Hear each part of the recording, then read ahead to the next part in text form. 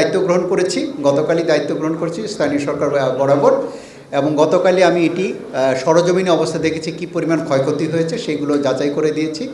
এবং তৃতীয় হলো আমাদের যে জনগুরুত্বপূর্ণ কাজগুলো আছে সিটি কর্পোরেশন সেগুলো দ্রুততম সময় চালু করা।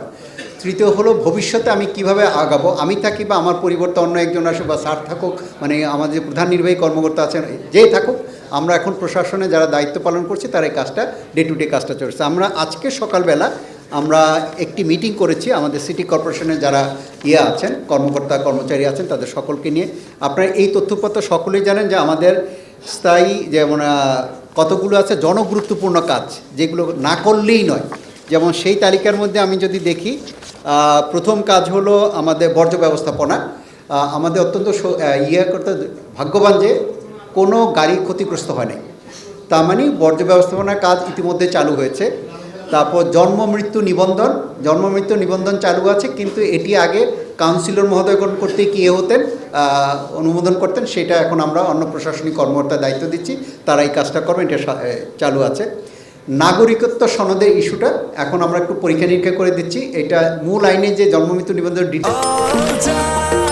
নিশ্চিন্তে খান স্বাস্থ্যকর অল টাইম পান, অল টাইম হেলদি লাইফ। ডিএলজিকে দায়িত্ব দিয়েছিল যে অফিসার বিন নিযুক্ত করার জন্য, আইডি পাসওয়ার্ড দেওয়ার জন্য, সেটা অনুযায়ী দেবে। আর নাগরিকত্ব সনদটা সরকারি আইনে একদম পরিষ্কার করে নাই, কিন্তু আমি এখন যাচাই করে দেখতেছি আইনে সিটি কর্পোরেশন যে আইন এবং অধ্যাদেশে, অর্থাৎ এই বছর যে অধ্যাদেশটা হলো দুইটা মিলিয়ে দেখব। যদি এটি মেয়র মহোদয়ের দায়িত্ব থাকতেন, যেটি এখন প্রশাসকের দায়িত্ব, প্রশাসক দায়িত্ব পালন করলে আমি সরকারি কর্মকর্তাকে দায়িত্ব দেব নাগরিকত্ব সনদ দেওয়ার জন্য, অর্থাৎ এটিও সচল হয়ে যাবে আজকের মধ্যেই। দেন ওয়ারিশান সনদ লাগে, তারপর গোরস্থানের যেই লাগে সেইটা লাগে, ট্রেড লাইসেন্স লাগে, আরও কিছু সার্ভিস আছে এইগুলো হিসেবে।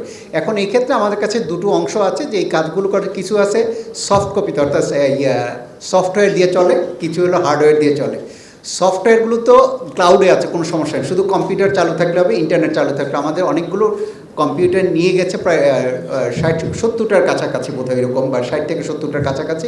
এর মধ্যে 30টার কাছাকাছি রিকভার করছে, কিন্তু এখনও সচল যাচাই করা হচ্ছে সচল হচ্ছে কিনা আর কি। সচল হলে কাজ করছে, কিন্তু আমাদের আজকের সকালবেলা যে সিদ্ধান্তটি হয়েছে যে আমরা যেগুলো নাগরিক সেবা কেন্দ্রিক সেটি প্রথমেই চালু হয়ে যাচ্ছে, অলরেডি চালু করছে, যেগুলো চালু হয়নি সেটা আজকের মধ্যে চালু হবে।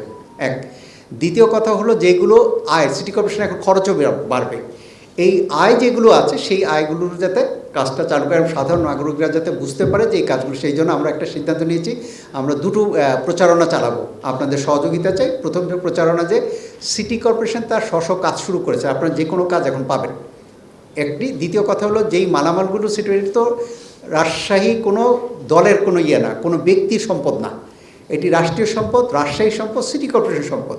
যদি এখনও কারো কাছে কোনো সম্পদ থেকে থাকে যাতে দ্রুততম সময় দিয়ে দেয়, তাহলে তাদের বিরুদ্ধে আমরা ধন্যবাদ জানাবো, তাদের বিরুদ্ধে কোনো ব্যবস্থা নিব না। আমাদের সিটি কর্পোরেশনের স্থায়ী জনবল আছে হলো 353 জন, তারা তো অ্যাজ পার নিয়ম কাজ করবে। যদি কারোর বিরুদ্ধে অন্য কোনো অভিযোগ থাকে এটা আমরা যাচাই বাছাই করে তাদের বিরুদ্ধে ব্যবস্থা নিব। আর অস্থায়ী জনবল আছে আমাদের হলো 2659 জন, যার মধ্যে পুরুষ হলো 1911 জন আর মহিলা হলো 748 জন। তো এদের ক্ষেত্রে আমরা আরেকটা কমিটি গঠন করছি সিটি কর্পোরেশন সচিবের নেতৃত্বে। যাদের প্রয়োজন নেই, যারা তর্কিত, তাদেরকে আমরা রাখবো না, এবং তর্কিত না কিন্তু পাওয়া যাচ্ছে না তাদেরকে আমরা রাখবো না। মোট কথা, যারা সিটি কর্পোরেশনকে নষ্ট করছে বা ভবিষ্যতে করতে পারে তাদেরকে আমরা রাখতে চাই না। তবে প্রত্যেকটা জিনিসে একটা সুনির্দিষ্ট পদ্ধতি আছে, সেই পদ্ধতি অনুসরণ করে আমরা তাদেরকে এখান থেকে বিদায় করে দেব।